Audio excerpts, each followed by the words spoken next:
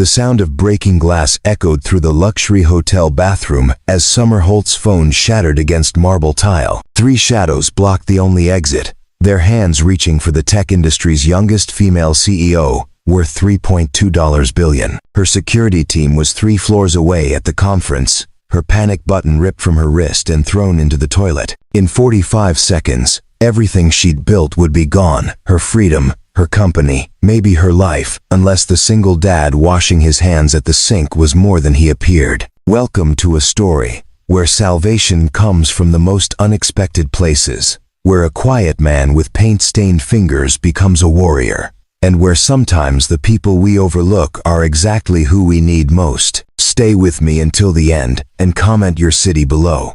I'd love to know how far this story has traveled. Before we jump back in, tell us where you're tuning in from, and if this story touches you, make sure you're subscribed because, tomorrow, I've saved something extra special for you. The charity gala at the Ashford Grand Hotel was in full swing when Summer Holt made the decision that would change everything. The ballroom on the 20th floor glittered with Seattle's elite, all gathered to celebrate innovation in technology and throw money at causes that looked good on their tax returns. At 29, Summer commanded a tech empire worth $3.2 billion. Her facial recognition software now used in airports across 40 countries. But right now, all that power meant nothing. The bathroom on the 18th floor was supposed to be empty, closed for renovation, according to the small sign she'd ignore. She ducked in to escape a persistent investor who couldn't take no for an answer, thinking 5 minutes of peace was worth bending a minor rule. The marble-walled space was dimly lit, only half the fixtures working, drop cloths covering sections of the counter. She'd just pulled out her phone to check on a server issue in Singapore when she heard the door lock click behind her. 3 men entered with the kind of coordinated precision that came from planning. The first was tall and wiry, wearing a hotel maintenance uniform that looked legitimate until you noticed the expensive watch. The second was broader, built like someone who spent serious time in the gym, his eyes cold and calculating. The third held something in his hand that made Summer's blood run ice cold, a syringe filled with clear liquid. "Miss Holt," the tall one said, his accent vaguely Eastern European, "please don't make this difficult. We just need you to come with us quietly." Summer's mind raced through her options with the same speed that had made her a billionaire by 25. Scream, but the bathroom was soundproof for the renovation, and the gala music was loud enough to drown out anything short of an explosion. Run impossible with 3 men between her and the only door. Fight she'd taken exactly 2 self-defense classes before her schedule got too busy, and these men looked like professionals. Her hand moved toward the panic button on her bracelet, a custom piece her security team insisted she wear. The broad man was faster.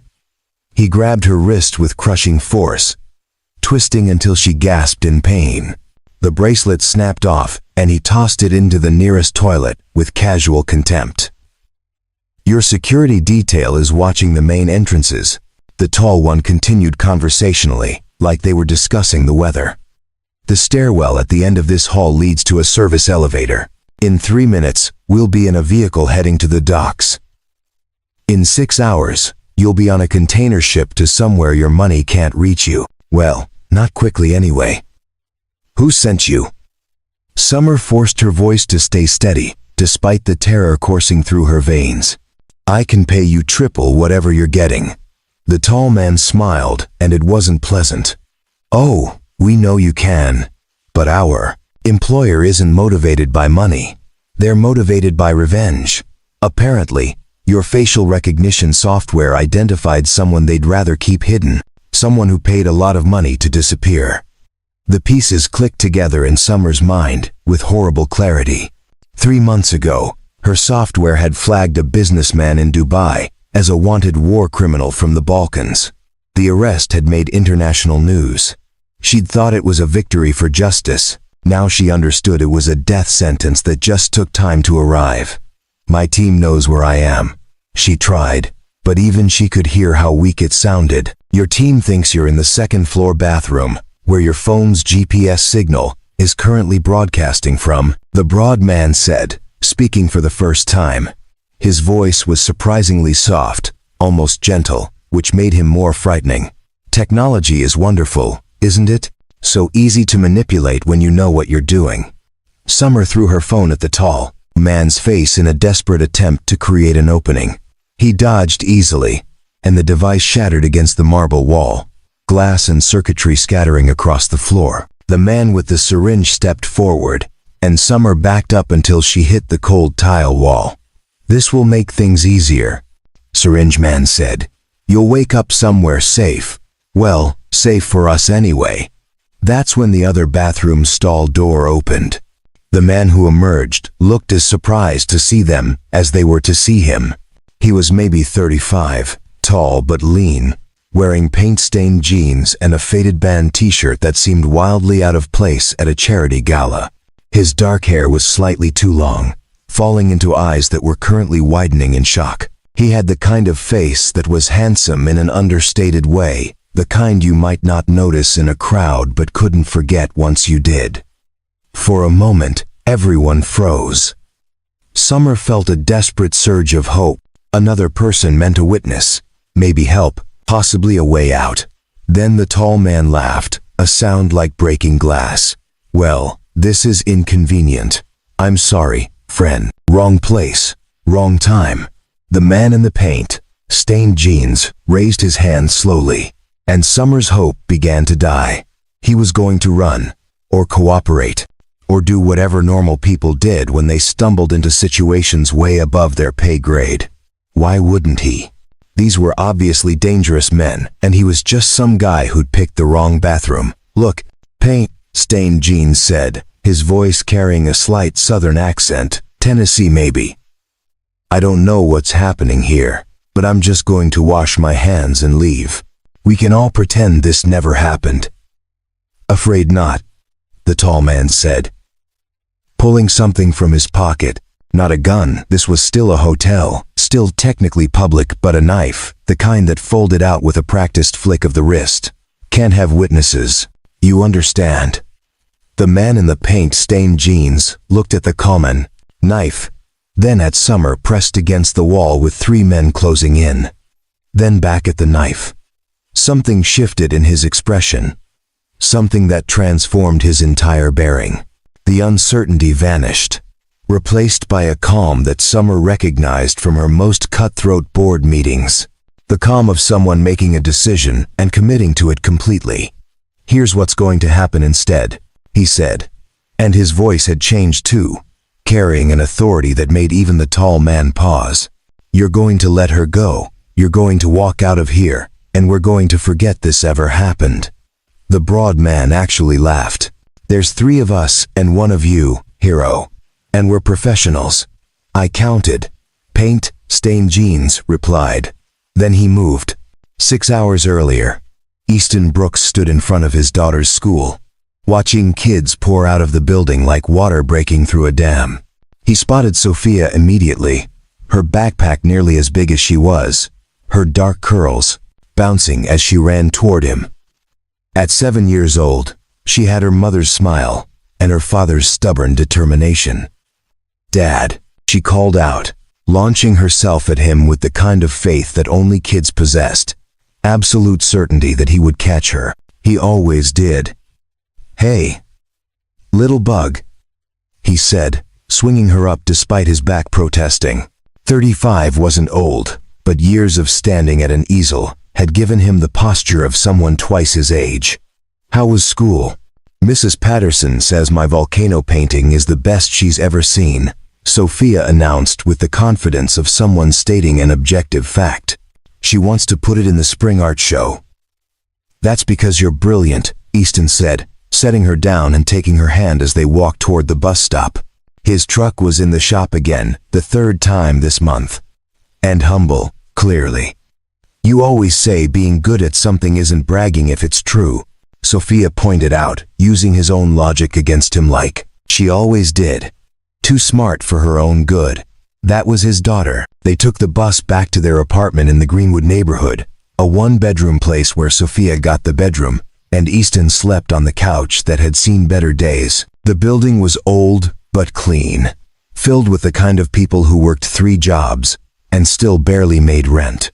Their neighbor, Mrs. Kim, was cooking something that made the hallway smell like heaven. Below them, someone was playing guitar, the same 3 chords over and over as they tried to learn. Their apartment was small but filled with color. Easton's paintings covered every available wall space, some finished, most works in progress.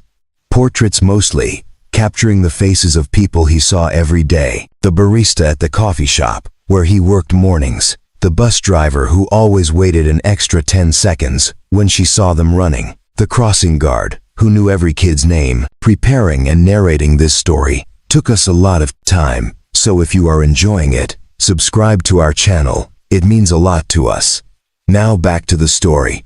Can we order pizza tonight? Sophia asked, dumping her backpack by the door and heading straight for her art supplies.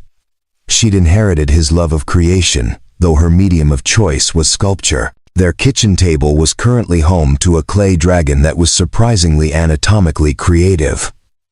Can't bug. We had pizza last week. Budget's tight, until I sell a few more pieces. Easton was already pulling out ingredients for stir-fry, the meal that stretched furthest on limited funds. But I'll make it fancy. Put little umbrellas in our water glasses. Sophia giggled, and the sound made everything worth it.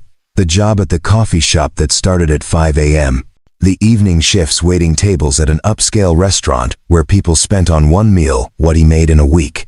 The commissions he took painting pet portraits because they paid reliably, even though they slowly killed his soul. All of it was worth that sound. His phone buzzed. A text from his boss at the restaurant. Need you tonight. Marcus called in sick. 6 to midnight. Easton looked at Sophia, already absorbed in adding scales to her dragon, and felt the familiar weight of impossible choices. The restaurant job paid 3 times what the coffee shop did, but it meant leaving Sophia with Mrs. Kim, who was kind but already watching 2 other kids. It meant missing bedtime, missing the stories they read together, missing the moment when she'd tell him about whatever was really bothering her, the stuff that didn't come out until the lights were off and the world felt safer.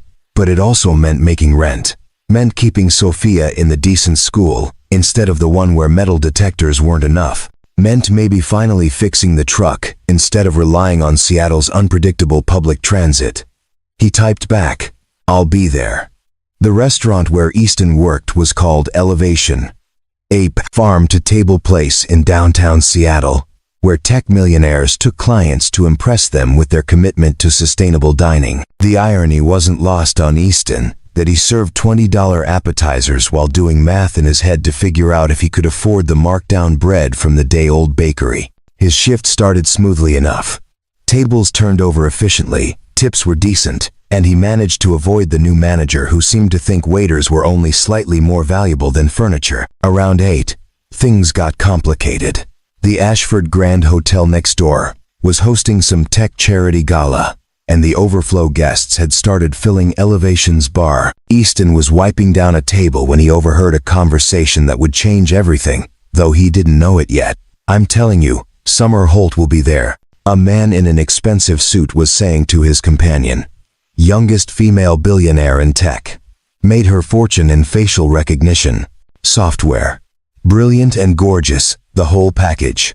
"Isn't her company the one that caught that war criminal in Dubai?" the companion asked. "That's the one. Probably made some enemies with that move, but when you're worth $3 billion, you can afford good security." Easton moved on to the next table, thinking nothing of it. Rich people and their problems existed in a different universe from his. His concerns were making sure Sophia's shoes still fit, keeping the electricity on, and somehow finding time to work on the paintings he actually cared about instead of the commissioned work that paid the bills. At 9:30, his manager approached with a request that was phrased like a question but really wasn't. "Brooks, we need someone to run plates over to the Ashford for their gala. Catering emergency. Some mix-up with their regular staff. $200 extra if you can handle it for the next few hours." $200 was a week's groceries. Maybe new shoes for Sophia, the kind that didn't come from the thrift store. "I'm in." The Ashford Grand was everything elevation pretended to be. Genuinely luxurious instead of performatively so. Crystal chandeliers, marble floors, the kind of art on the walls that Easton recognized from textbooks. He made 3 trips hauling equipment and supplies through the service entrances, invisible in the way service workers always were to people with money. On his 4th trip, needing to use the bathroom, he ducked into the one on the 18th floor. The sign said it was closed for renovation, but the door was unlocked and he really couldn't wait to get back down to the 1st floor. The lights were dim, half the space under renovation, but it was empty, and that was all that mattered. He was in the stall, about to finish up, when he heard the main door open. Voices, low and urgent, then a woman's voice, scared but trying to hide it. Professional instinct made him freeze. Something in those voices triggered an alarm, some pattern recognition from his years waiting tables in places where people forgot service workers could hear. Then he heard it clearly. Your security detail is watching the main entrances. Easton's hand was already on the stall door. His brain was screaming at him to stay quiet, stay hidden, stay safe. He had a daughter at home who needed him. Getting involved in whatever this was could get him killed, could leave Sophia orphaned, could destroy the small fragile life he'd built from the ruins of his past. But he also heard the terror in that woman's voice, barely controlled. And he thought about Sophia, about the world she was growing up in, about the kind of man he wanted her to remember. He opened the stall door and stepped into the worst moment of Summer Holt's life, about to make it either much better or catastrophically worse. What happened next would replay in Summer's mind for months afterward, usually in the small hours when sleep refused to come. The man in the paint-stained jeans moved with a speed that seemed to violate physics, closing the distance between himself and the tall man before any of them could fully process that he was attacking. His hand shot out, not a wild punch but something precise, fingers extended and aimed at the tall man's throat. The tall man brought the knife up instinctively to block, which turned out to be exactly the wrong move. Paint-stained jeans redirected, his palm striking the inside of the tall man's wrist with a crack that echoed off the marble walls. The knife clattered across the floor, and before it stopped skittering, the tall man was stumbling backward, his hand hanging at an odd angle. The broad man charged forward like a freight train, all muscle and momentum. Paint-stained jeans dropped low, impossibly low, one leg sweeping out in an arc that caught the broad man's ankle. 300 pounds of muscle went airborne for a moment. That seemed suspended in time, then crashed into the wall with enough force to crack the tile. Syringe Man tried to grab Summer, probably thinking she was the easier target. She surprised both of them by kicking him hard in the knee, all those unused self-defense lessons finally paying off. He stumbled, and paint-stained jeans was there, moving with that same unnatural economy of motion. A strike to the solar plexus left Syringe Man gasping for air.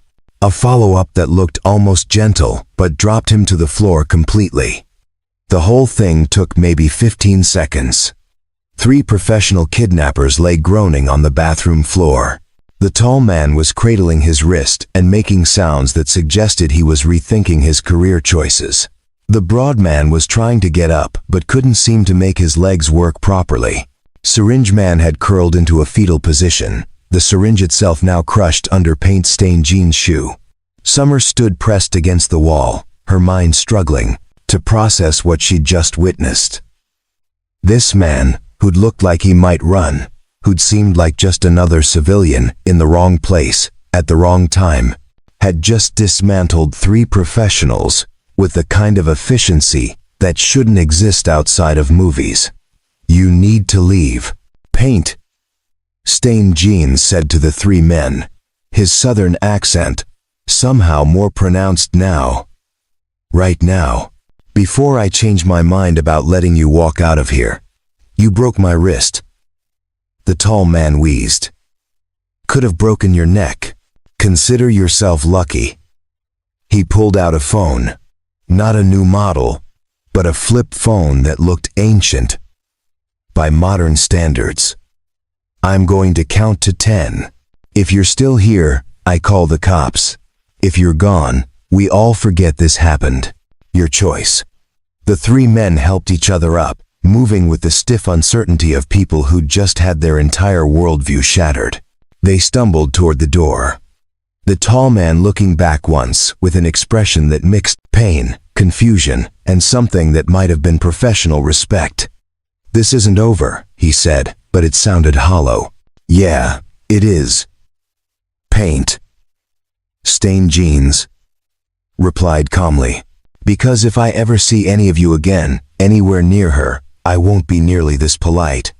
The door closed behind them, leaving Summer alone with her unlikely rescuer. The adrenaline that had been keeping her upright started to fade, replaced by shaking that started in her hands and spread through her entire body. "You should sit down." Paint, stained jeans said, gesturing to the small bench near the vanity. His voice had gone gentle, the command replaced by concern. "Adrenaline crash is about to hit you hard." Summer made it to the bench just as her knees gave out. She sat down heavily, trying to process everything that had just happened. In the space of 5 minutes, she'd gone from thinking her life was over to being saved by a man who looked like he should be teaching art class, not fighting off kidnappers. "Who are you?" she managed to ask. "Easton," he said. "Easton Brooks, and you're Summer Holt. Recognized you from the news. You just saved my life. Seems like it." He was checking his hands for damage, flexing his fingers carefully. "Sorry about the mess. Are you hurt?" Summer looked down at herself, as if seeing her body for the first time. Her wrist ached where the broad man had grabbed her, and she'd probably have bruises tomorrow, but nothing serious. "I'm fine. How did you do that?" Easton shrugged, looking uncomfortable with the question. "Took some classes a long time ago. Guess muscle memory kicked in." "Some classes," Summer repeated, hearing how absurd it sounded. "You took down 3 professionals like it was choreographed. They weren't as professional as they thought." He moved to the door, checked the hallway, then locked the bathroom from the inside. "But they were serious. Someone sent them specifically for you. The war criminal thing. The guy. Your software. Identified? You heard that? Hard not to. Look, we need to get you back to your security team. Those guys might regroup, bring reinforcements. You have a detail here. 3rd floor, near the ballroom. How did you know about my security? Billionaire CEO at a charity event. You'd be stupid not to have security. And from what I've read, you're anything but stupid." He pulled out his ancient flip phone again. "What's their number? We'll have them meet us at a safe location." Summer rattled off the number, watching as Easton made the call with calm efficiency. His hand was steady, his voice authoritative, as he explained the situation to her head of security. No panic, no drama, just clear communication that got the point across. While he talked, Summer studied him properly for the first time. The paint stains on his jeans weren't just surface level, they were ground in, the kind that came from years of work. His t-shirt had a small hole near the hem. His shoes were worn but clean. Everything about him suggested someone who existed in the same economic universe as the people who cleaned hotel rooms and served food, not the people who stayed in those rooms and ate that food. But the way he moved, the way he'd handled those men, suggested training that didn't come cheap. Military maybe, though he seemed too young to be retired. Private security, though that didn't track with the paint-stained jeans and service job. "They're on their way," Easton said, ending the call. 5 minutes. We'll wait here where it's secure. Thank you, Summer said, and the words felt massively inadequate. I don't know how to properly thank you for what you just did. You don't need to thank me. He leaned against the wall near the door, positioning himself between her and any potential threat. Anyone would have done the same. No, they wouldn't have. Most people would have run or hidden or pretended not to see. You could have been killed. Easton was quiet for a moment. I have a daughter, he said finally. She's 7, and I thought about her, about the world I want her to grow up in. The kind where people help each other instead of looking the other way. So I helped. Something in the way he said it made Summer's throat tight. This man, with his paint-stained jeans and his flip phone, had risked his life for a stranger because he wanted his daughter to live in a better world. "What's her name?" Summer asked. "Sophia." His face transformed when he said it, worry lines smoothing into something softer. "She's probably asleep by now. Mrs. Kim next door is watching her. She's going to kill me for being late again." "You were working tonight?" "Waiting tables next door. Got pulled over here for catering overflow." He checked his phone, grimaced. "Was supposed to be done an hour ago." Summer pulled out her own phone, remembered it was shattered on the floor. "Can I borrow your phone?" He handed it over without hesitation. She called her assistant, gave rapid instructions about getting this man's information, making sure he was compensated for his time, ensuring there were no consequences from his employer for the delay. "You don't have to do that," Easton protested. "You saved my life. The least I can do is make sure you don't lose your job." She handed back his phone. "Plus, I'm going to need your contact information. The police will want statements, and my security team will need to debrief you. I really don't need to be involved beyond this. You're already involved. Those men saw you. They know you helped me. That makes you a target too." Summer stood up, her legs steadier now. "Look, I don't know what your story is, why someone who moves like you do is working restaurant jobs, but you put yourself at risk for me. The least you can do is let me make sure you're protected." Before Easton could respond, there was a knock on the door. A voice called out, "Miss Holt? It's Davidson. We have the floor secured." Easton unlocked the door, stepping back as 4 men in dark suits entered, led by a man in his 50s with the alert eyes of someone who'd spent a lifetime in security work. Davidson took in the scene: the broken phone, the cracked tile where the broad man had hit, Summer's torn dress and emerging bruises, and his jaw tightened. "Ma'am, are you hurt?" "I'm fine, thanks to him." Summer gestured to Easton. "3 men tried to kidnap me." Mr. Brooks intervened. Davidson's gaze shifted to Easton, assessing. "You took down 3 hostiles alone. They weren't expecting resistance." Easton said with a shrug. "Element of surprise." "Uh-huh." Davidson clearly didn't believe it was that simple, but he was professional enough not to push. "We need to get you out of here, Miss Holt. There's a car waiting at the service entrance. Mr. Brooks comes with us," Summer said firmly. "He's a witness and potentially a target. We protect him too." "Ma'am, that's not protocol." "I'm changing protocol. He saved my life, Davidson. We protect him, or you can start looking for a new job." Davidson held her gaze for a moment, then nodded. "Understood. Mr. Brooks, stay close to Miss Holt. We'll move as a unit." They left the bathroom in a tight formation, Summer in the center with Easton beside her, surrounded by security. As they moved through the hotel service corridors, Summer found herself replaying those 15 seconds of violence. The way Easton had moved with such precision, such control. The way he'd ended the threat without killing anyone, showing a restraint that suggested not just training but discipline. Who was this man who worked in restaurants but fought like a professional? And why did she have the feeling that saving her life tonight was going to complicate his life in ways he couldn't yet imagine? The car ride to Summer's downtown office building was tense and silent. Easton sat in the back seat next to her, hyper-aware of how out of place he looked in this world of luxury vehicles and armed security. His paint-stained jeans seemed to glow under the car's interior lights, a neon sign advertising that he didn't belong.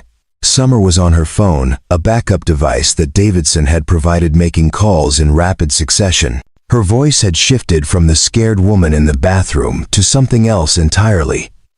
The CEO who commanded billions. Crisp. Authoritative. Allowing no room for argument. "I want full surveillance of that bathroom. I want to know how they bypassed hotel security. I want background checks on every maintenance worker hired in the last month," she was saying to someone. "And get me everything you can find on Easton Brooks. Work history, education, criminal record if any. Everything."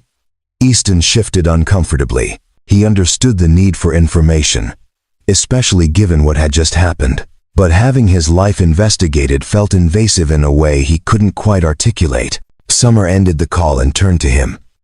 "Sorry. That probably sounded cold. You're protecting yourself. I get it. I'm also trying to understand who just saved my life." Her gaze was direct, searching. "You're not what you appear to be, Mr. Brooks." "I'm exactly what I appear to be. A single dad working 2 jobs to make ends meet." Single dads working 2 jobs don't usually dismantle 3 trained kidnappers in 15 seconds. Easton looked out the window at Seattle's nighttime. Skyline sliding past. "I took martial arts classes for years. Started when I was 12, kept with it through my 20s. Karate, specifically Shotokan style. Got pretty good at it." "Pretty good," Summer repeated. And there was skepticism in her voice. "Had a studio for a while. Taught classes. Mostly kids." "That was before." He stopped himself. "Before what?" "Before life got complicated." They arrived at Sterling Tower. Summer quickly corrected him that it was Holt Industries Tower, and were ushered through private elevators to the executive floor. The offices were empty this late at night, just security personnel and the skeleton crew that kept a tech empire running 24/7. Summer's office occupied the corner of the 40th floor, floor-to-ceiling windows offering a view of Elliott Bay that probably cost more than Easton made in 5 years. The space was minimalist, but warm, with art that actually meant something instead of the corporate bland stuff most offices displayed. "Nice paintings," Easton said, moving closer to examine a piece that looked like a Pacific Northwest sunset filtered through abstract emotion. "You know art? I'm a painter. Well, trying to be. Between the coffee shop shifts and restaurant work, I paint." He studied the piece more carefully. "This is Isaiah Parker's work. The Coastal Memory series from 2019. Didn't know any of these were in private collections." Summer looked surprised. "You know Parker's work?" Anyone serious about contemporary art knows Parker. He died 3 years ago, massive heart attack at 42. His paintings quadrupled in value overnight, which is tragic. Because he spent his whole life struggling, finally gets recognition, and he's not alive to see it. "That's exactly what happened," Summer said quietly. "I bought this piece directly from his widow, paid significantly more than market value, because I thought she deserved it." Easton turned to look at her properly. "That was kind." It was right. She moved to her desk, where multiple monitors were already displaying information. "My team works fast. I've got your preliminary background check. That was quick. I pay for the best." She scanned the screens, her expression shifting as she read. Easton Brooks, 35, born in Nashville, moved to Seattle 8 years ago, currently employed at Sunrise Coffee and Elevation Restaurant. Before that, you owned Brooks Martial Arts Academy in the Belltown neighborhood. Studio closed 6 years ago due to financial difficulties. Bankruptcy. Easton supplied. "You can say it. Not exactly a secret." Summer kept reading. "Before the studio, you were an artist in residence at the Seattle Art Museum. Before that, you attended the Rhode Island School of Design on a full scholarship. Graduated top of your class. You had a solo exhibition in New York that got significant critical attention. Then you came back to Seattle and opened a karate studio instead of pursuing your art career. Why?" Easton was quiet for a long moment. The question touched on things he didn't talk about, wounds that hadn't fully healed. "I got married," he said finally. "My wife, Claire, she was from Seattle. We met in New York at my exhibition opening. She was a writer, brilliant and funny, and convinced I was going to be the next great American painter. We got married fast, probably too fast. Moved back to her hometown because she missed the rain." Summer waited, not pushing, just listening. "I kept painting, but the art world is brutal. Gallery representation dried up. Commissions were scarce. And suddenly, we had a baby on the way. Sophia. So, I opened the karate studio because I was good at it and it was steady income. Or it was supposed to be. What happened? Claire got sick. The words came out flat, emotionless, because that was the only way he could say them. Ovarian cancer, stage 4, by the time they caught it. We had some insurance but not enough. Medical bills buried us. I was teaching classes during the day, painting commissioned work at night, taking any job I could find. It wasn't enough. Summer's expression had softened. I'm sorry. She fought for 2 years. Sophia was 5 when Claire died. By then, the studio was gone, the house was gone, everything was gone except debt and a daughter who'd just lost her mother. So I took the coffee shop job, the restaurant job, whatever paid, and I stopped painting anything that mattered because commissioned pet portraits pay better than art. That's why you're working service jobs with your background. That's why I'm doing whatever it takes to keep my daughter fed and safe. Easton met her gaze directly. I don't regret any of it. Sophia is everything. But yeah, some days I miss who I used to be. Summer stood up from her desk and moved to the windows, looking out at the city lights. My mother died when I was 8, she said. Cancer too. My father poured everything into her treatment, sold our house, borrowed from everyone. She died anyway. He couldn't handle it, started drinking, died 2 years later. I ended up in foster care. Easton hadn't expected that. The billionaire CEO with the tragic backstory felt like a cliché. Except her voice carried the weight of truth.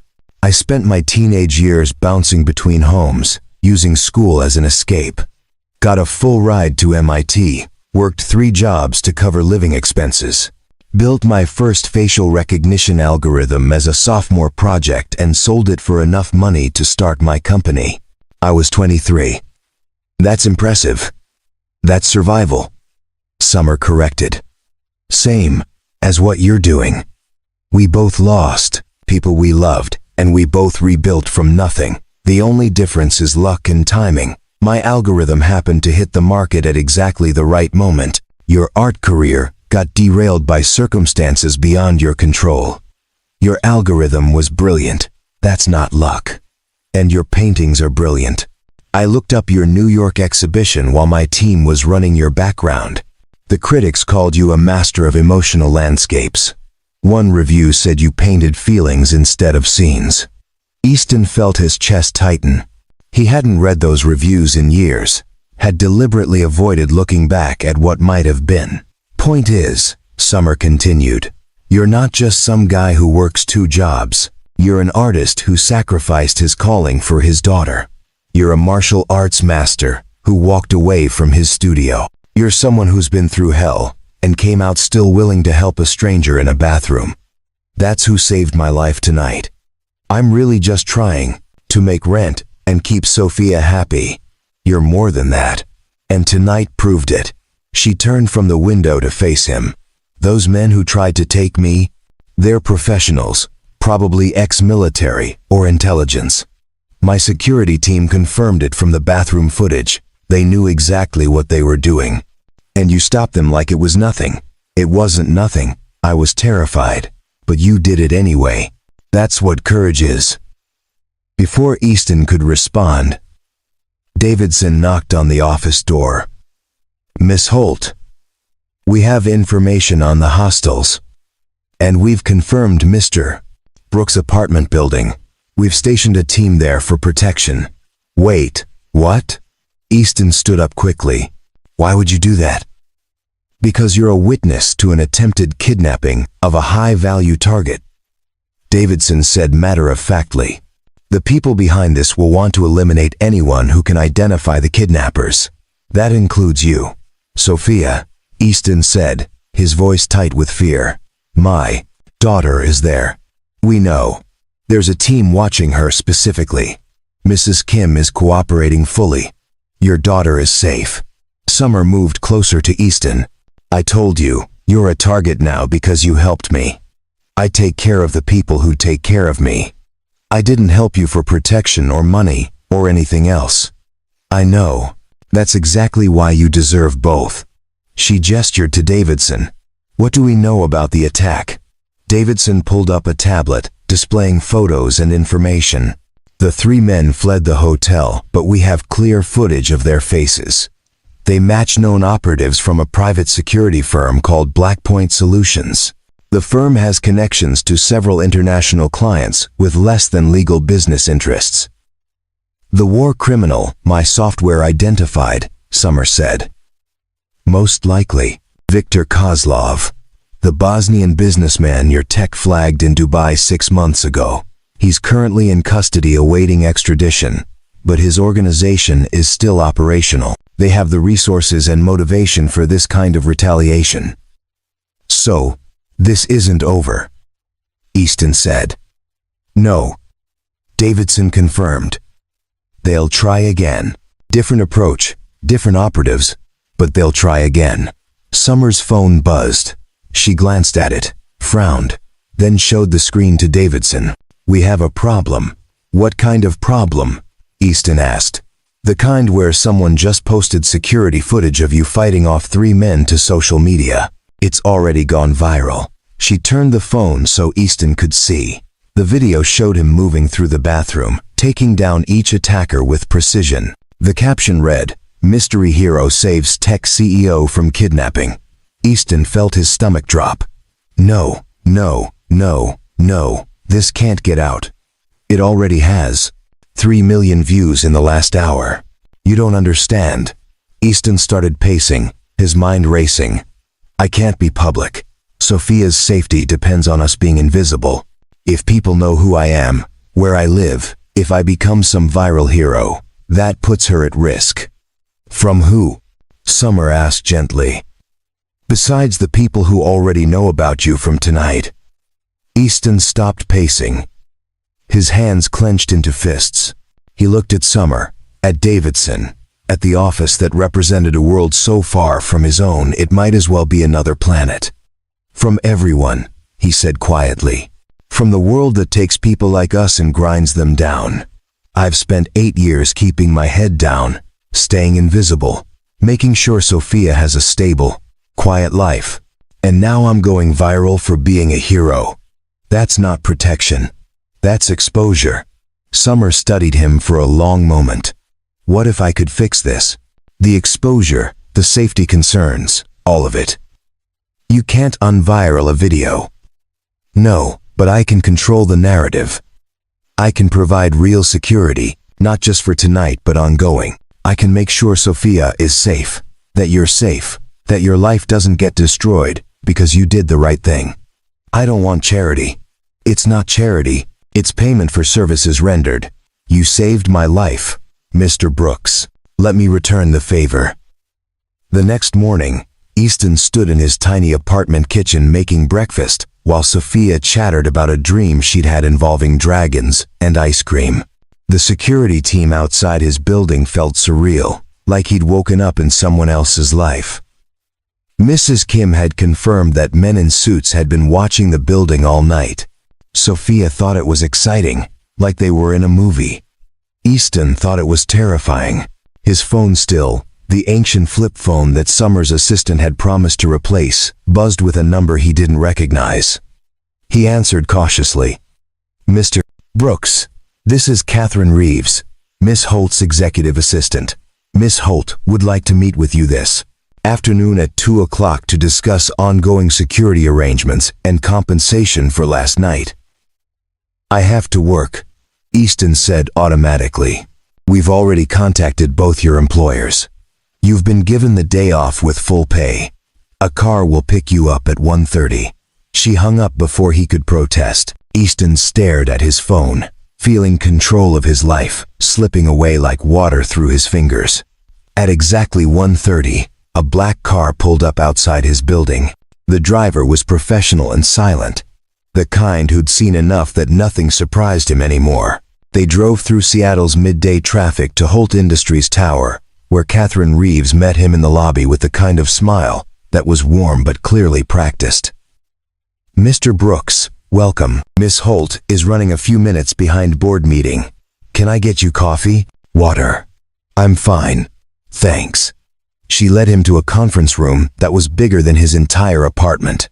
Floor-to-ceiling windows offered views of the city, and the table could have seated 20 people comfortably. He felt massively out of place in his clean but worn jeans and the button-up shirt that was his nice outfit. Summer arrived 15 minutes later, looking exhausted but polished in a navy suit that probably cost more than his monthly rent. She was trailed by Davidson and another man in an expensive suit who radiated lawyer energy. "Easton, thank you for coming," Summer said, gesturing for him to sit. "This is David Chen, my attorney. We need to discuss the situation. The situation being that I'm now viral video famous and apparently need a security detail, among other things." Summer pulled up her tablet, showing him news articles. The story had exploded overnight. Mystery hero saves billionaire. Viral vigilante's identity unknown. Who is the man who stopped a kidnapping? "They don't know it's me yet," Easton noted. "They will," Chen said. "The internet is very good at identifying people. We estimate you have maybe 24 hours before someone matches your face to social media photos, old art exhibition pictures, or karate tournament records. Tournament records are under a different name," Easton said. "I competed as E.J. Brooks. That buys us maybe another day," Chen said. "But not much more." Summer leaned forward. "Here's what I'm proposing. We get ahead of this. I make a public statement thanking you, praising your heroism. We control the narrative before it controls us. In exchange, I provide security for you and Sophia, set up a trust fund for her education, and hire you." "Hire me to do what?" "I'm not a bodyguard." "No, you're an artist. A very good one. According to the critics.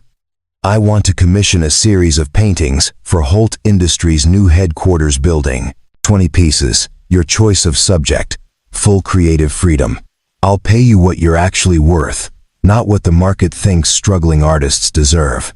Easton felt his chest tighten. "You're offering me charity dressed up as a job." "I'm offering you a job dressed up as a job," Summer corrected. "I've seen your work online. The early stuff from your New York exhibition, the emotional landscapes everyone raved about. That's what I want for my building.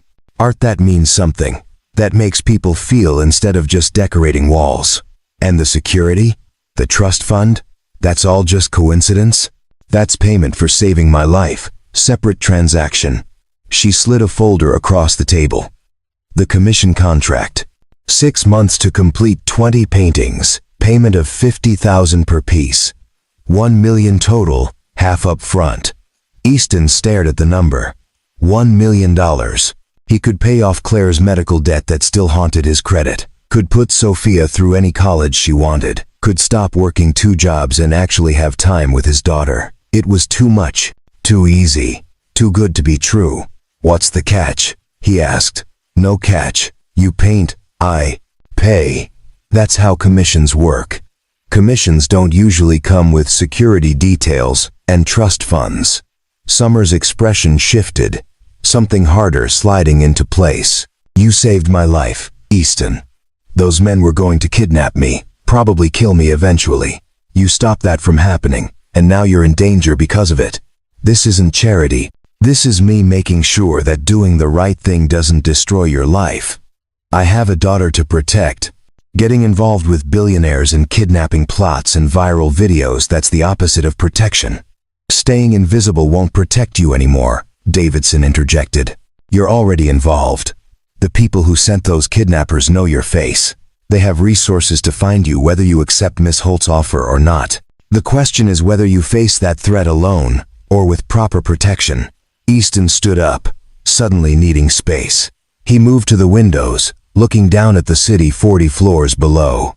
Somewhere down there, Sophia was at school, drawing pictures and making friends, and living in blissful ignorance of how complicated her father's life had just become. "I can't," he said finally. "I appreciate the offer, all of it. But I can't let Sophia grow up in this world." Security details, threats. People, watching our every move. That's not the childhood I want for her. What childhood do you want for her? Summer asked, coming to stand beside him. One where her father works himself to death at 2 jobs? Where you never have time to paint, to be who you really are? Where she watches you sacrifice everything and learns that's what love looks like? The words hit harder than Easton expected. That's not fair. It's completely fair. You're so busy protecting her from external threats that you're not seeing the internal cost. When's the last time you painted something you cared about? When's the last time you weren't exhausted? When's the last time you felt like yourself, instead of just a collection of jobs and responsibilities? That's what being a parent is. That's what being a struggling parent is. It doesn't have to be. Summer touched his arm lightly. I grew up watching my father destroy himself trying to save my mother. After she died, he couldn't function because he'd made his entire identity about sacrifice. Don't do that to yourself. Don't teach Sophia that love means erasure. Easton felt something crack inside him. Some wall he'd built to keep functioning. I don't know how to be anything else anymore. It's been so long since I was just Easton instead of Sophia's dad, or the guy making your latte, or the waiter bringing your food. I don't even remember what my art looked like when I cared about it. Then maybe it's time to remember. Summer said gently. Take the commission. Paint something that matters. Let me handle the security and the logistics. Let someone help you for once. Why do you care this much? You don't even know me. Because you risked your life for mine without hesitation. Because I see in you what I used to see in the mirror, someone brilliant who's been ground down by circumstances beyond their control. Because maybe helping you is how I thank the universe for sending you into that bathroom at exactly the right moment. Easton looked at her. Really looked at her. Behind the CEO polish and the billions in the bank, he saw someone who understood loss. Who knew what it meant to rebuild from nothing. Who was offering not just money, but recognition that what he'd sacrificed mattered. I need to think about it, he said finally. Fair enough. Summer handed him a card with her private number. But think fast. The people who tried to take me won't wait for you to decide if you want protection. They'll just act. Is that a threat? It's reality. And reality doesn't care about your comfort level. Easton spent the rest of the day in a fog, his mind circling Summer's offer like a planet trapped in orbit. He picked up Sophia from school, made her favorite dinner mac and cheese with cut-up hot dogs, and tried to focus on her stories about recess and art class and the caterpillar they'd found. But his mind kept drifting back to that conference room, to Summer's words about erasure and sacrifice, to the number in that contract, to the possibility of being an artist again instead of just a survivor. After Sophia was asleep, Easton pulled out his old portfolio from the back of the closet. He hadn't looked at it in years, couldn't bear to see what he'd been and compare it to what he'd become. But tonight, something made him open it. The paintings inside took his breath away. Not because they were technically perfect, though they were good, but because they were alive. Each canvas vibrated with emotion, with the kind of raw honesty that only came when you painted for yourself instead of for money. Emotional landscapes, the critic had called them. Easton remembered painting these pieces, remembered being so absorbed that hours disappeared, remembered Claire bringing him coffee and kissing his paint-stained hands, remembered believing his art mattered. When had he stopped believing that? His phone rang. The new smartphone that Summer's assistant had delivered that afternoon, top of the line with security features he didn't understand. Summer's name on the screen. Hello? Hello? I'm sorry to call so late, Summer said, but we have a situation. Easton's blood went cold. Sophia? She's fine. The team is watching her.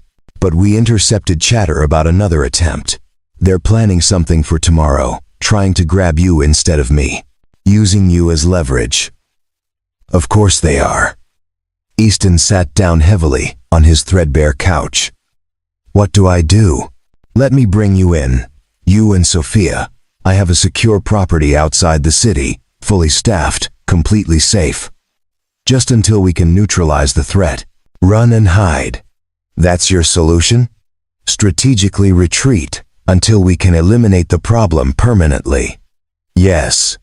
Easton thought about Sophia sleeping in the next room. About men with syringes and knives and guns coming for them because he'd done the right thing. About a world where helping people got you targeted. There has to be another way, he said. There is. You accept my offer. The commission, the security, all of it. You let me build a protective barrier around you and Sophia that's so solid these people can't touch you. Art studio in a secure building, apartment in a safe complex, guards who know what they're doing. You paint, I pay, everyone stays alive. And Sophia grows up thinking this is normal? Armed guards and secure buildings, and always looking over her shoulder. Summer was quiet for a moment. When she spoke again, her voice was softer. My foster parents used to tell me I was lucky to have a roof over my head, that I should be grateful for food and clothes, and not ask for more. But you know what I needed more than gratitude? I needed someone to see me as more than a burden. I needed someone to invest in my potential, instead of just managing my survival. That's different. How? You're managing Sophia's survival beautifully. But what about her potential? What about showing her that when someone offers to help, it's okay to accept? That asking for support isn't weakness, it's wisdom? Easton closed his eyes, feeling the weight of impossible choices. If I say yes, if I take your commission, I need creative control.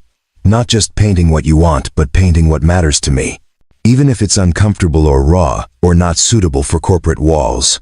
I'm counting on uncomfortable and raw. That's what makes art matter. And Sophia comes first. Always. If the security situation affects her negatively, if she's scared or unhappy, we're done. No matter what the contract says. Agreed. Her well-being is non-negotiable. And I want to work. Not just paint, but actually work. I'm not a kept artist in an ivory tower. I need to feel useful. You can teach at the community center we fund. Art classes for kids who can't afford them. It's part of our outreach program. Easton opened his eyes, looking around his tiny apartment. At the couch where he slept. At the kitchen where he made endless variations of cheap meals. At the closed door, behind which his daughter dreamed, safe for now, but vulnerable to threats he couldn't fight alone. Okay, he said, the word feeling like jumping off a cliff. I'll do it. But we do this my way. I don't become some trophy artist you parade around at galas.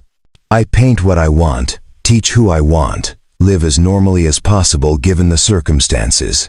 Deal. I'll have Catherine send over the revised contracts and security protocols. We'll move you into the secure apartment tomorrow. That fast? The threat is real, Easton. We don't have time for slow transitions. She paused. Thank you for trusting me.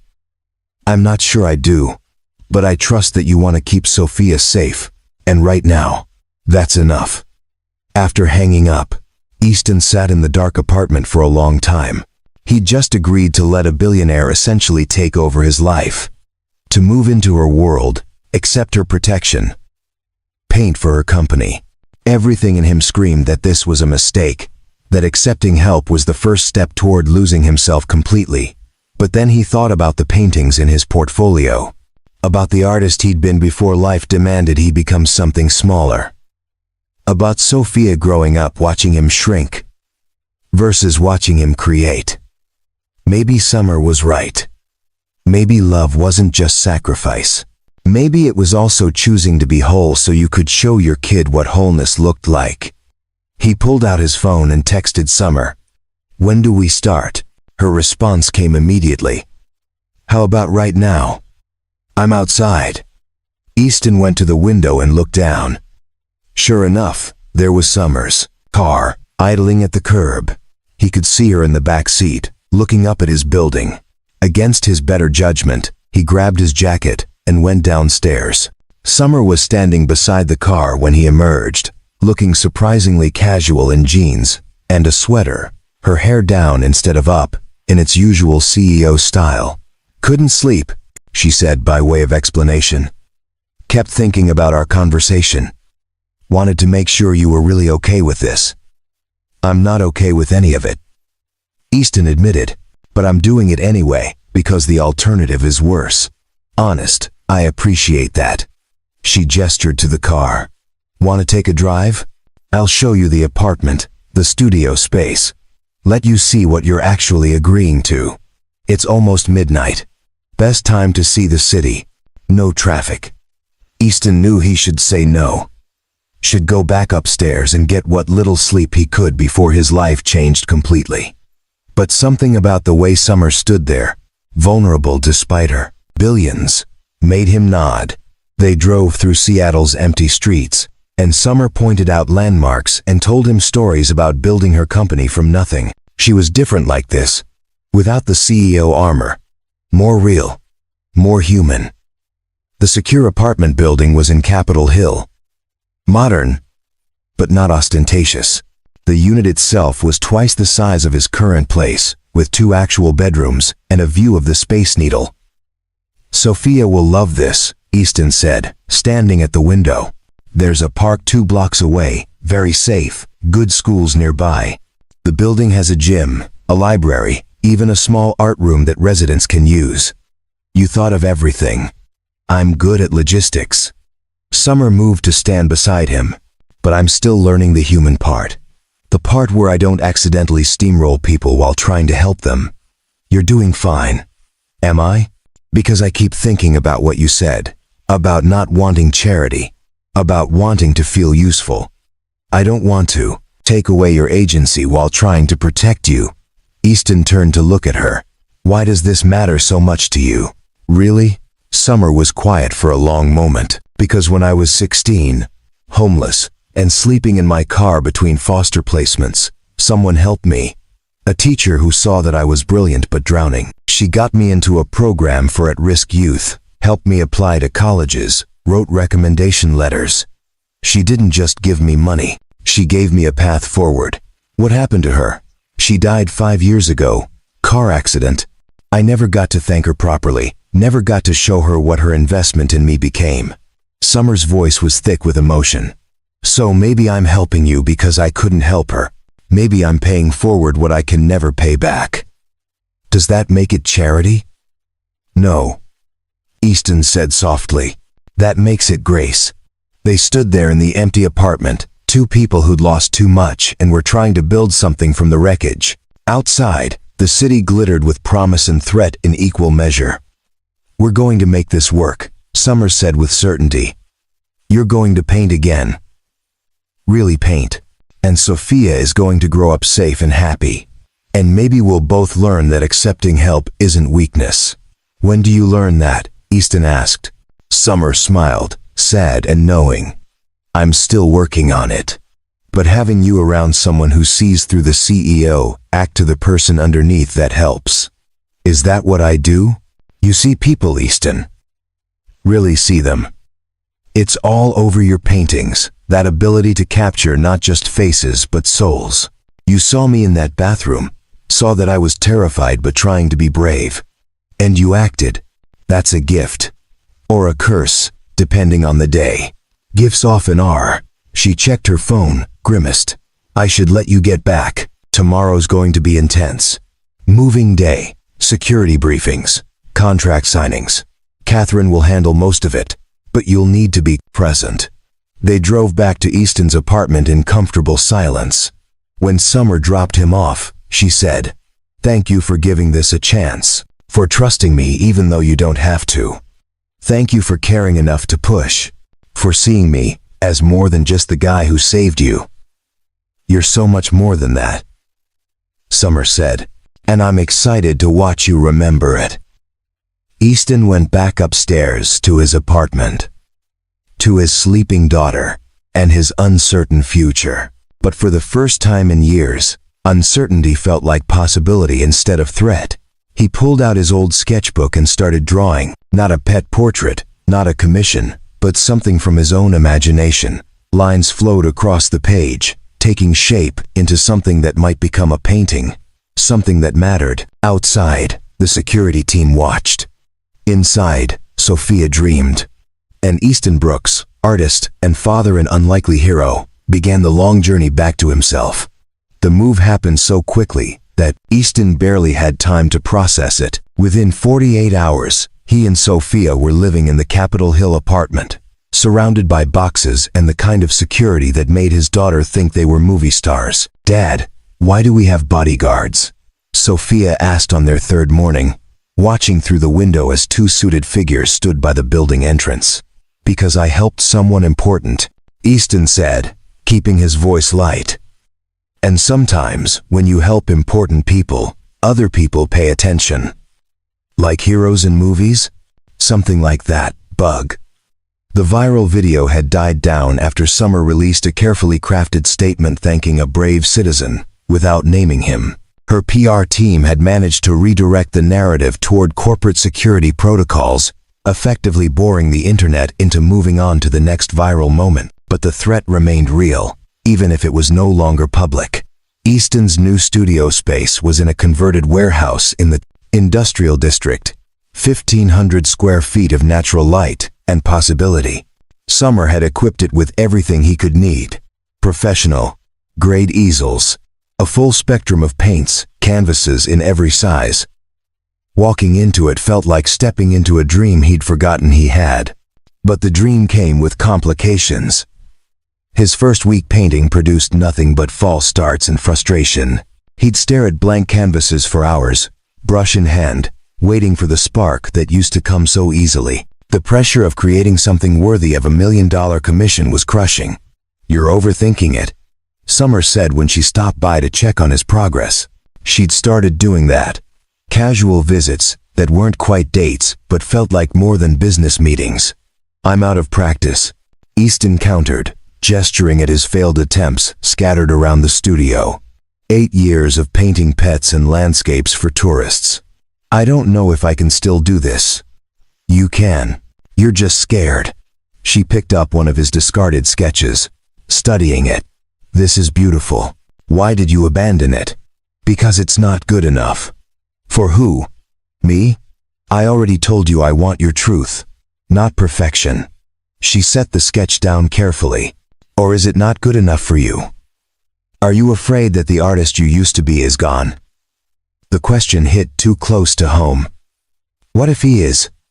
Then, you become someone new, someone better, who's been through more, and has more to say. Summer moved closer, her presence both comforting and unsettling. "Stop trying to recreate who you were, and just paint who you are now." Their relationship was shifting into something neither of them had planned. Working dinners became regular dinners. Studio visits included long conversations about art and life and loss. Sophia adored Summer, drawn to her genuine interest in a 7-year-old's opinions about everything from dragons to the best pizza toppings. "Miss Summer gets me," Sophia announced one evening after Summer had joined them for dinner. "She listens like you do, Dad, like what I say actually matters. What you say always matters, Bug." "I know, but most grown-ups don't act like it. Miss Summer does." The complications multiplied when Easton received a call from his ex-mother-in-law, Margaret.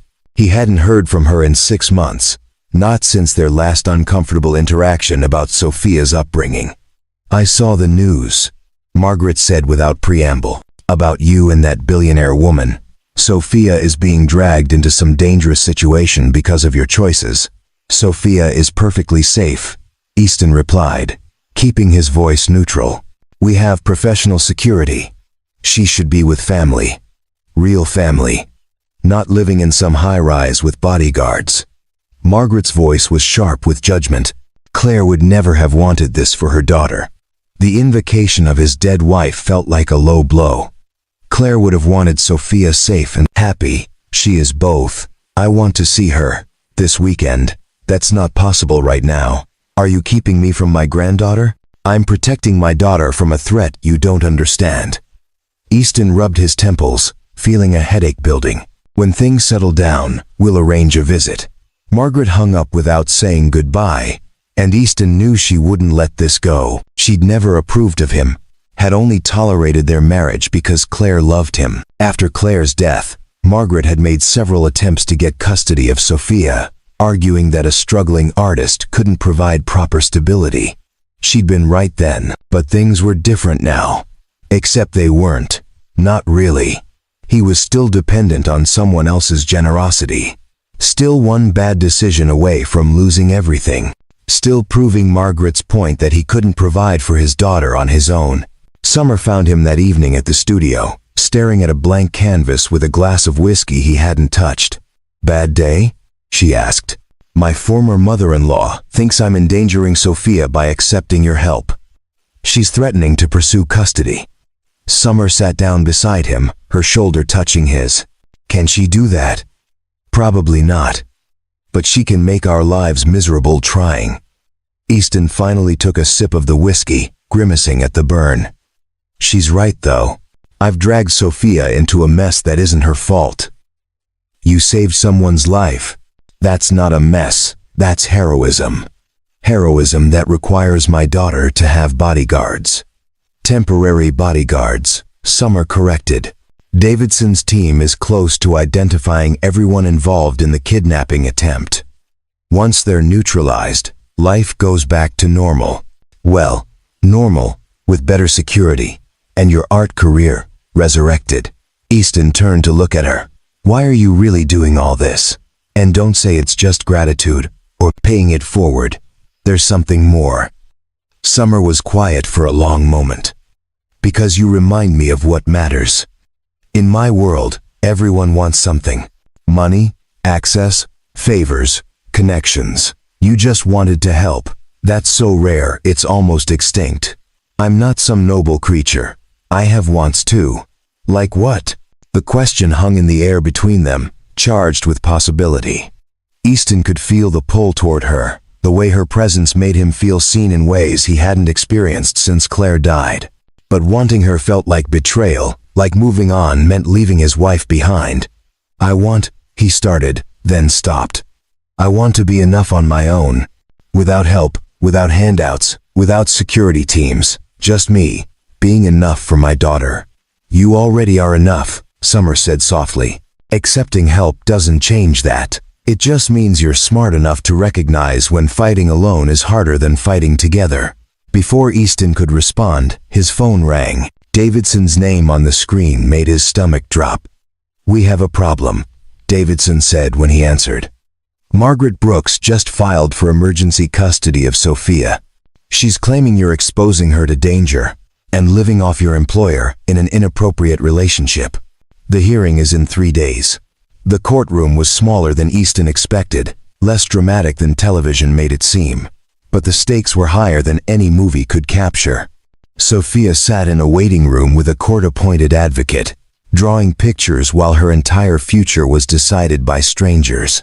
Margaret sat on the opposite side with her lawyer, a man who looked expensive and competent. She didn't meet Easton's eyes, instead, staring straight ahead with the rigid posture of someone convinced of their righteousness. Summer sat beside Easton, not as his employer, but as a character witness his lawyer had insisted was crucial. She wore a navy suit that said "trust me" and an expression that said "try me." The hearing began with Margaret's lawyer painting a picture of instability. Easton's financial struggles, the recent security threats, the dependent relationship with a billionaire employer that raised questions about appropriate boundaries. "Mr. Brooks has repeatedly put his daughter in danger," the lawyer argued. "First, by living in poverty despite having the means to provide better. Now, by involving her in a situation with documented threats requiring armed security. The child deserves stability, not chaos." Easton's lawyer, a sharp woman named Patricia Walsh, whom Summer had recommended, countered with evidence of Sophia's well-being. Excellent school records, pediatrician reports showing a healthy and happy kid, statements from teachers and neighbors about Easton's devoted parenting. "Mr. Brooks is a single father who has sacrificed everything for his daughter," Walsh argued. "He worked multiple jobs to provide for her after his wife's death. He accepted employment that would give Sophia security and opportunity. These are not the actions of someone endangering a youngster. These are the actions of a devoted parent. Then came the testimony. Margaret took the stand first, her voice trembling with emotion as she described her dead daughter's wishes. Her concerns about Sophia being raised in inappropriate circumstances, her belief that a traditional family environment was best. "I just want what's right for my granddaughter," Margaret said, dabbing at her eyes. Claire would want her daughter raised with proper values, not exposed to violence and wealthy strangers who might disappear at any moment. When it was Easton's turn, he felt every eye in the courtroom on him. He talked about the morning routines with Sophia, the bedtime stories, the way she laughed at his terrible jokes. He explained the kidnapping attempt, his decision to accept Summer's help, his commitment to keeping Sophia safe while rebuilding his career.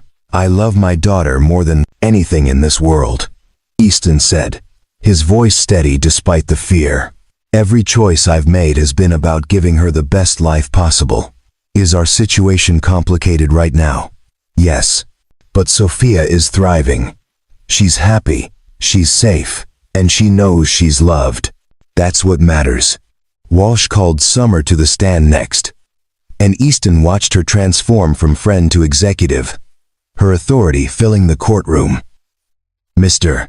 Brooks saved my life," Summer stated clearly. "He did so without hesitation and without expectation of reward. I offered him employment because he's a talented artist, and I offered security because the threat against me extended to him. Our relationship is professional with mutual respect. His daughter is delightful, well-adjusted, and clearly adored by her father." Margaret's lawyer tried to suggest inappropriate intimacy, implying Summer was using her wealth to control Easton. Summer's response was ice. "I don't need to control anyone, counselor. I have a company to run. What I did was recognize talent and reward heroism.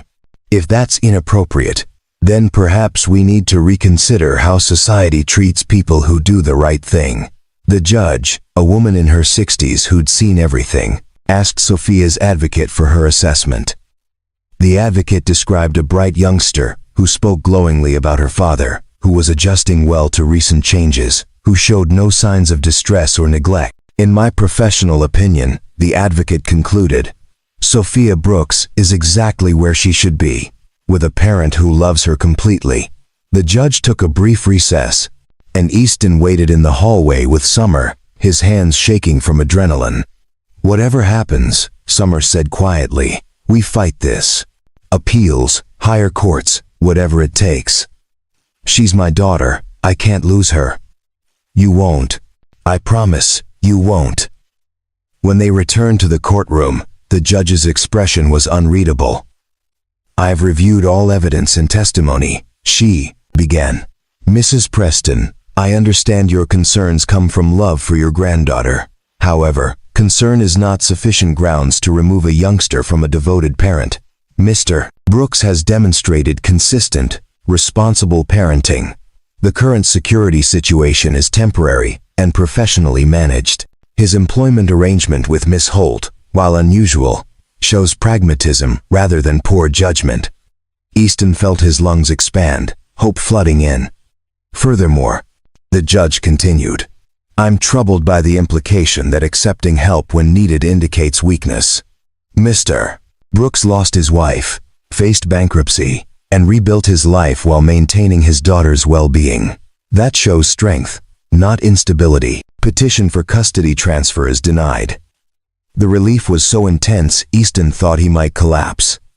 Summer's hand found his under the table, squeezing tightly. Margaret stood abruptly and left without a word, her lawyer following. Easton didn't care.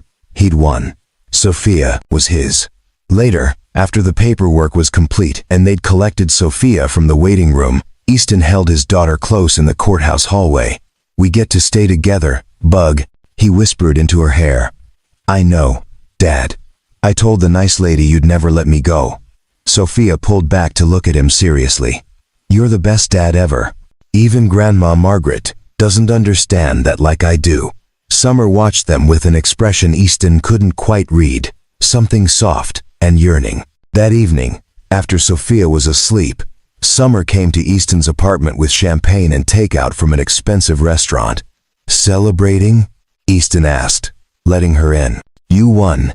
Your daughter stays with you. That deserves celebration." They ate Thai food on his couch and drank champagne from coffee mugs because he didn't own proper glasses.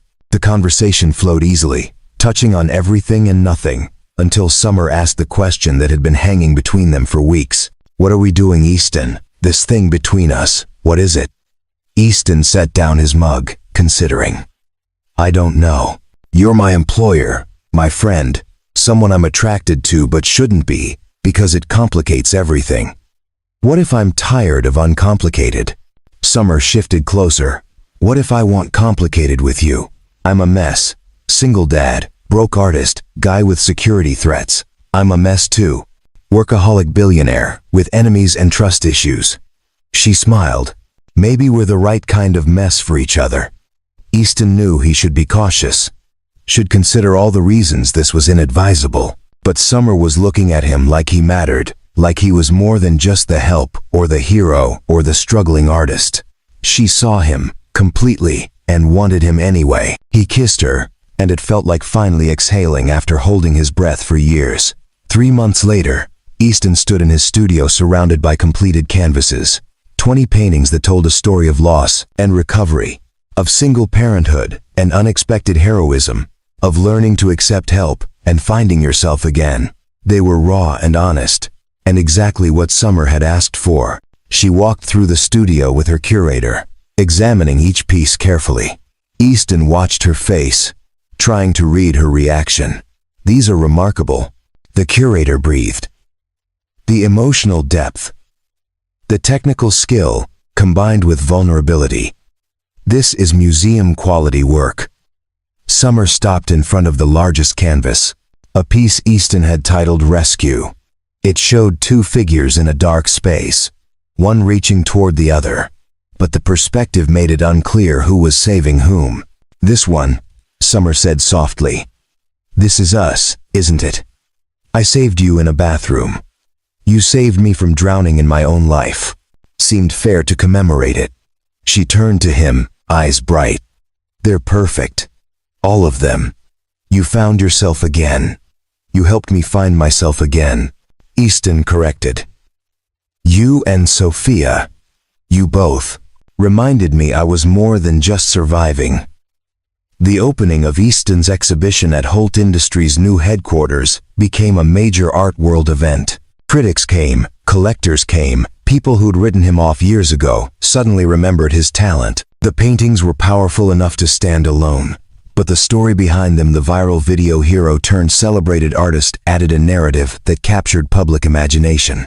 Margaret attended, surprisingly. She approached Easton during the reception, looking uncomfortable in the crowd of wealthy art patrons.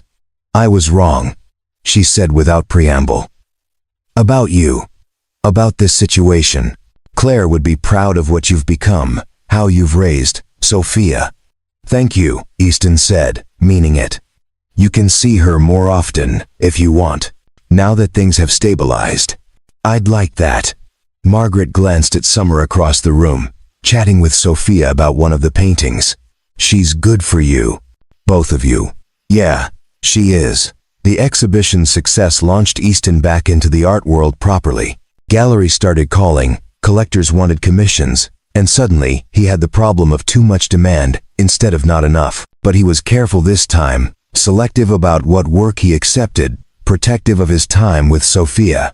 He also started teaching at the community center, classes for kids who couldn't afford private lessons. Watching young artists discover their voices reminded him why he'd fallen in love with art in the first place. Summer's security team eventually neutralized the threat from Kozlov's organization. Arrests made through careful investigation and international cooperation. The bodyguards became less constant, though Easton kept basic security measures in place. Some lessons you didn't unlearn. His relationship with Summer evolved naturally, neither rushing nor holding back. Sophia adored her, and the feeling was clearly mutual. They became something like a family, unconventional but real. 6 months after the custody hearing, Easton sold 3 paintings for enough money to fully pay off Claire's medical debt. He took the canceled debt notices to her grave, Sophia beside him with flowers they'd picked together. "Mom would be happy you don't have to worry anymore," Sophia said, setting the flowers on the headstone. "She'd be happy about a lot of things," Easton agreed. "Mostly about you. You're exactly who she hoped you'd be." "Am I allowed to like Miss Summer?" "Even though she's not Mom." Easton knelt down to Sophia's level. "Loving someone new doesn't mean forgetting someone we lost. Your mom will always be your mom. But hearts are big enough for more than one person." "Good, because I really like her." "Me too, Bug, me too." That evening, Summer came over for dinner, a regular occurrence now. They cooked together, while Sophia did homework at the kitchen table, and it felt remarkably normal, despite how extraordinary the circumstances that brought them together had been. After Sophia was in bed, Summer and Easton sat on the balcony looking at the Seattle skyline. "I never thanked you properly," Easton said. "For everything you did, the commission, the security, fighting for me in court, all of it. You saved my life. Everything else was just returning the favor. It was more than that. You saw me when I couldn't see myself. You reminded me I was worth saving too." Summer leaned against him, fitting perfectly under his arm. "We saved each other. That's what people do when they care about each other. Is that what we're doing? Caring about each other? I think we're doing considerably more than that." She looked up at him. "I love you, Easton Brooks. I love your talent, and your devotion to Sophia, and your terrible coffee maker that I keep threatening to replace. I love that you see me as Summer, instead of the billionaire CEO. I love who I am when I'm with you." Easton kissed her, pouring everything he couldn't quite articulate into the gesture. "I love you too. Against all logic and reason, I love you too." They stayed there, as the city lights flickered below. Two people who'd found each other in the worst possible circumstances and built something beautiful from the wreckage. The single dad who'd become an artist again, and the billionaire who'd learned that wealth couldn't buy what mattered most. Somewhere in the apartment, Sophia slept peacefully, dreaming of dragons and paintings and the expanded family that had formed around her, safe, loved, and exactly where she belonged. 18 months after 3 men forced a CEO into a bathroom and a single dad changed everything, Easton Brooks stood in the Ashford Grand Hotel feeling like he'd stepped into an alternate universe. The charity gala was in full swing, nearly identical to the one that had brought Summer here that fateful night. Except this time, Easton wasn't working the event. He was attending it, wearing a suit that actually fit, standing beside Summer as she gave a speech about the Morrison Arts Initiative, a program funding art education in underserved communities, named after his late wife at his suggestion. "Art saved my life," Summer was saying to the assembled crowd of Seattle's elite. Not metaphorically, but literally. "The artist who created the pieces in our headquarters is the same man who stopped my kidnapping 18 months ago."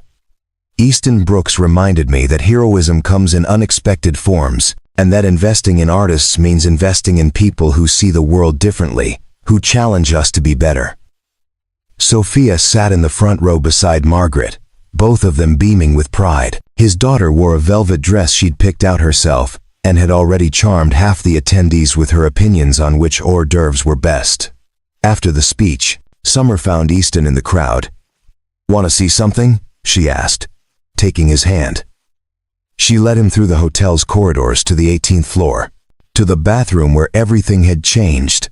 It had been fully renovated since that night, gleaming marble and perfect fixtures. No signs of the violence that had occurred here, the cracked tile where a man had hit the wall, the shattered phone that had scattered across the floor. "Why are we here?" Easton asked. Summer pulled a small box from her purse, opening it to reveal a simple gold band. "Because this is where I met the man I want to spend my life with." Seemed appropriate to make it official in the place where it all started. Easton stared at the ring, his heart hammering. "You're proposing? To me? Someone has to, and you're too traditional to go first." She smiled. Nervous. For maybe the first time since he'd known her. I know. We've only been together a year. I know people will say it's too fast, too complicated, that billionaires shouldn't marry struggling artists except you're not struggling anymore, and I don't care what people say. I love you. I love Sophia. I want us to be a family, officially. So, Easton Brooks, will you marry me? Easton laughed, the sound echoing off the marble walls where screams had once echoed. You know the traditional response is for the man to propose, right? I'm not traditional. That's why you love me. It's one of many reasons. He took the ring from the box, studying it. Simple, elegant, perfect. Yes. Obviously yes. Though, I'm going to propose back to you properly later, with a ring I picked out, and a speech that isn't hastily improvised in a bathroom. I'm holding you to that.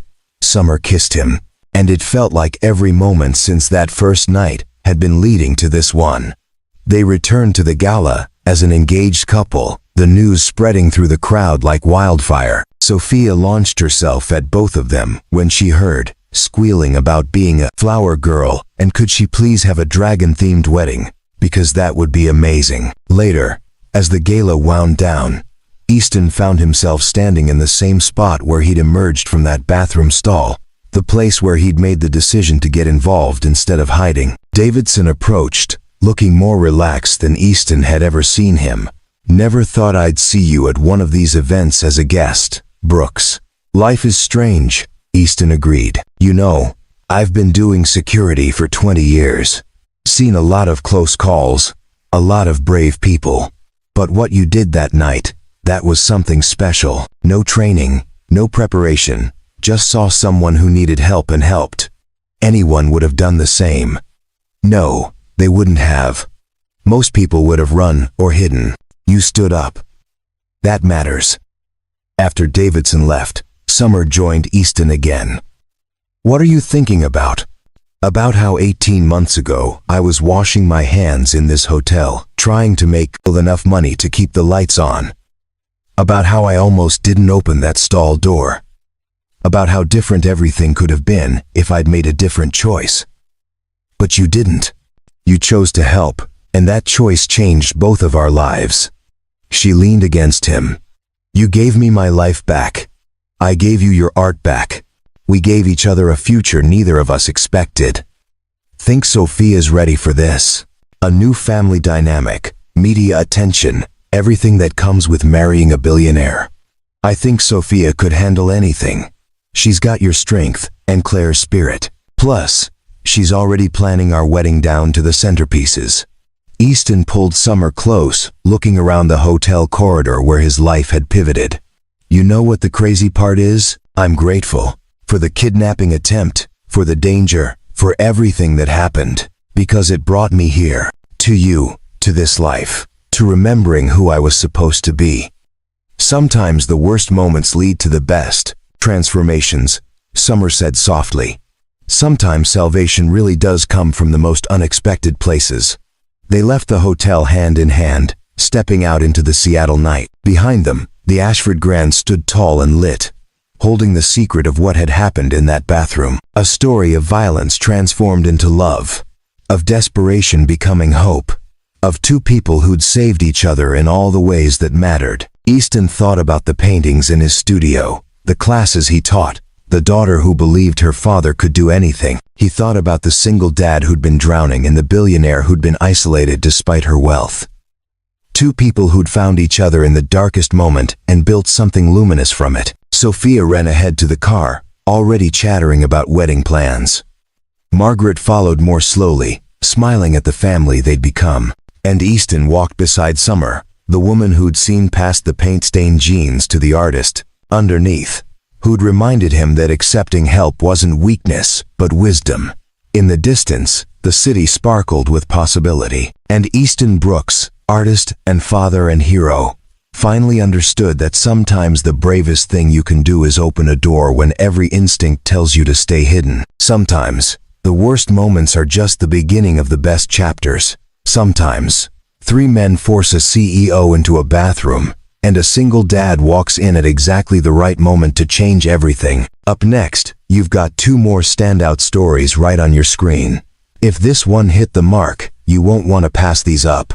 Just click and check them out. And don't forget to subscribe and turn on the notification bell so you don't miss any upload from us.